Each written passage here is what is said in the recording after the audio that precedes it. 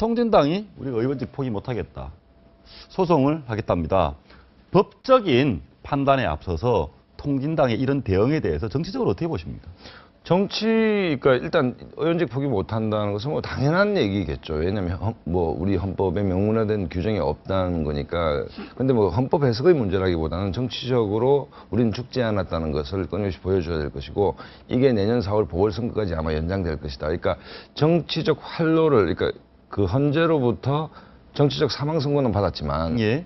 정치적 활로를 끊임없이 이제 모색해 나가는 첫 모티브를 이 소송을 통해서 좀 찾는 거 아니냐, 뭐 이렇게 저는 봅니다. 예, 그렇게 보신다. 법적으로 어떻습니까? 이 의원직을 유지해야 되겠다라는 네. 이 소송이 네.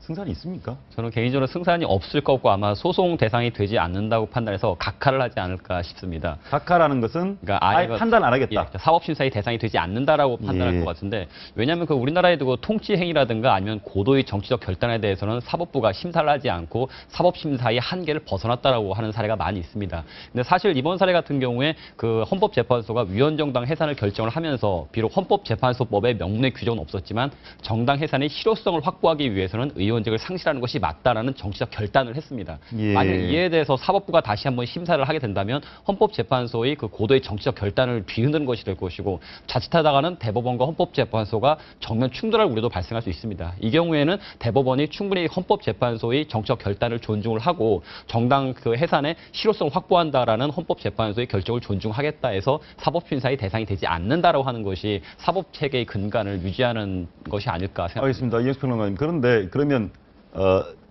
이 통진당 의원들도 자기들이 승산이 없다는 걸 알 것 아닙니까? 아니, 그러니까 조금 전에 말씀드렸듯이 정당은 해산됐지만 뭐 예를 들어 자기들 말로 10만 명의 당원 또 이런 세력들은 그대로 있는 거 아닙니까? 예. 그러면 시골 가서 농사 짓겠다 이건 아니죠. 그러니까 정치적 영향력을 끊임없이 확장하려고 할 겁니다. 그것이 제야 시민단체의 방식이든 새로운 정당을 모색하든. 근데 지금 당장은 충격이 굉장히 크겠죠. 예. 그렇기 때문에 일단 의원직 이 자체가 그 법률 위반이다라는 소제기를 통해서 일단 그 한숨 돌리는 어떤 예. 모멘트를 확보하고 향후 어떤 진로를 모색하겠죠.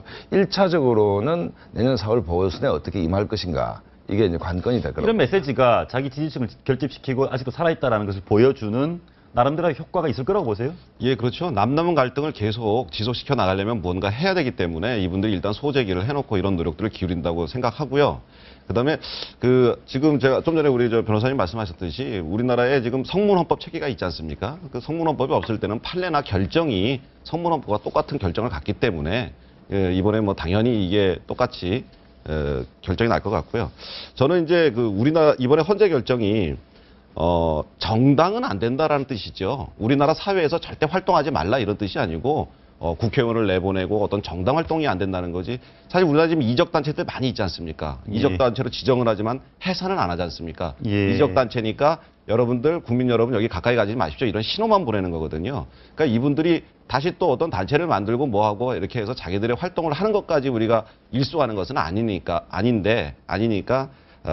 이분들, 우리 국민 여러분께서 이분들한테 아주 심한 우리가 뭐 탄압을 한다거나 이렇게 판단하실 일은 아닌 것 같습니다. 알겠습니다.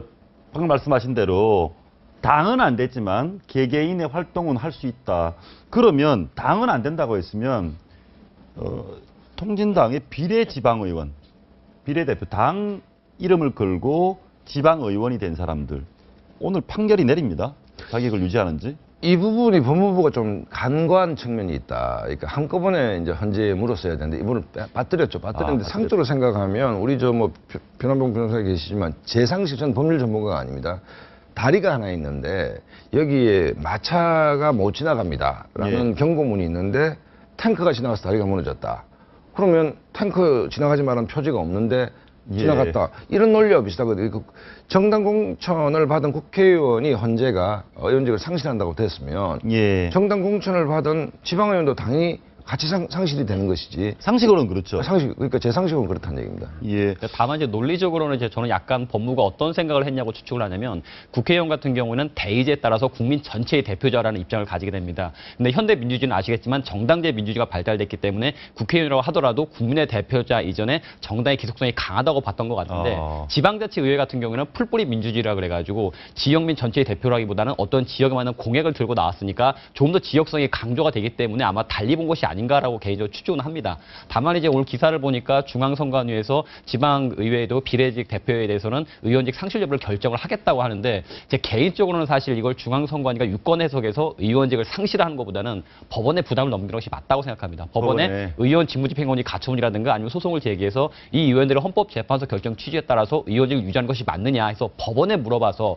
법원의 판단에 따라서 정리하는 것이 낫지 중앙선관위가 유권 해석을 통해서 의원직을 상실하겠다고 해버리면 아마 그 또 다른 분란의 소지를 만들어내지 않을까. 그 측면이 조금 이제 변호사님하고 생각이 다른 게 뭐냐면 지방의회를 정당 공천제를 유지할 건가 말 건가는 국회 논란이 있었죠. 그래서 절충을 본 게 기초의회는 공천을 하지 않고 광역의원들은 공천을 합니다. 그러면 정당 공천에 의해서 배지를 단 거기 때문에 그것이 지방적 아젠다든 국가적 아젠다든 정당 정치의 산물이기 때문에 이 정당이 해산됐는데 그 정당 소속 지방의원이 유지한다. 국회의원은 상실한다. 저로서는 이게 좀 말이 안 된다고. 알겠습니다.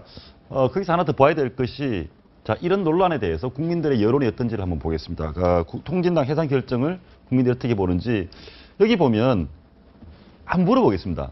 올바른 결정이다라는 사람이 압도적으로 많다라고 저 도면을 설문 결과를 봐야 될지 해산이 잘못됐다라고 보는 사람이 23%나 된다라고 봐야 될지. 저 얘기는 무슨 얘기냐면, 예. 그러니까 한 번쯤은 지금 이른바 종북 세력이 정당의 핵심이 되는 것이 올바른가를 물어봤어야 된다는 것은 국민 대부분이라고 저는 봅니다. 예. 다만 저게 이제 헌재에 물어볼 수 있는 상황이냐, 아니면 정치 과정을 통해서 필터링하는 것이 옳으냐의 문제에 대해서 20몇 그렇군요. 프로가 굳이 그걸 헌재가 헌법을 해석하는 방식으로 해산하는 것이 옳으냐에 대한 문제제기지. 이른바 종북 세력이 국내 정치에서 활동하는 것에 대해서 찬성한다는 얘기는 절대 아닌 것이죠. 예. 그러니까 해산의 방식이 선거를 통한 자연 해소이냐 아니면 법의 성을 통해서 강제 해산이냐 이 문제에 대한 그 여론조사인 것이지 종북 세력이 여의도에서 활동해야 된다. 거기에 대한 찬성은 저는 아니더라고요. 그렇게 저도 예 그렇게 보시면 저도 전적으로 동감하고요. 저 60%라는 부분은 이제 우리 사회가 나아갈 방향을 제시하는 것이고, 저 23%, 4% 저 되시는 분들은 우리 사회의 관용성과 다양성에 대한 그런 어떤 이야기를 하고 계신 거 아닌가 이렇게 싶습니다. 그 23% 안에도 통진당에 대해서는 부정하지만 그렇죠. 예. 그러니까 물어보는 방식이 헌법재판소가 헌법을 해석함으로써 강제 해산시키는 이 방식이어야 되느냐. 대의제라는 것은 결국 국민의 표에 심판되는데 통합진보당이 그전에 1, 2% 미미한 지지도밖에 없었고 야권 연대가 아니었다면 원내로 진출할 방법도 없는 국민 대다수는 마음이 떠났는데 굳이 그걸 강제적으로 해산해야 되느냐. 여기에 대한 문제제기가 알겠습니다. 거기서 하나 더 나아가 보겠습니다. 내년 4월에 그럼 보궐선거를 합니다. 이제 보궐선거를 하면 어떻게 보십니까? 여당이 유리한 겁니까? 새누리당이? 아니 이 세 지역 그러니까 성남, 광주, 서울 그다음에 관악인데 여기는 뭐 야권의 텃밭이죠. 그러니까 지난번 그 2년 전 야권 연대에서 정말 검사라기 땅 15개를 내준 거거든요. 예. 체제에서 그렇기 때문에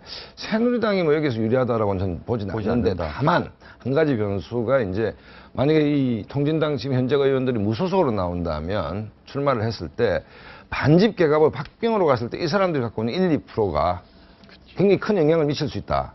그래 봤을 때 지금 이제 새정치민주연합이 또 다른 야권 연대를 추진할 수 있느냐 이 문제. 예. 야권이 분열돼 나왔을 때 어부지리를 상대적으로 새누리당이 좀 얻을 여지는 없지 않다고 저는 봅니다. 저 궁금한 게 이런 생각 한번 해보게 됩니다. 만약 오병윤 의원 같은 경우에도 통진당 해산 때 뭐 의원직 잃었지 않습니까? 근데 이분 같은 분들이 다시 무소속으로 나와서 당선이 되면 이 정치계에 미치는 영향이 굉장히 큰 거 아닙니까? 예, 조금 근데 가능성은 좀 떨어지는 말씀 떨어진다. 같아요. 왜냐하면 이분들이 이제 온 국민들이 이분들에 대한 실체를 지금 파악하고 계시기 때문에 실제로 통진당을 지지하는 분들이 1%나 2%나 얼마 될지 모르겠습니다. 아까 24%라는 부분들도 우리 사회의 어떤 관용성과 다양성을 이야기하는 것이지 뭐 이렇게 통진당을 찬성하고 그 사람들이 국회에 가서 이렇게 활동한다는 것을 찬성한다고 보지는 않거든요. 예. 예를 들어 저 오병윤 의원이 얼마 전에 니카라과 온두라스 거기 한번 의원 외교로 다녀왔지 않습니까? 예. 저는 그때 사실 좀 걱정이 되더라고요.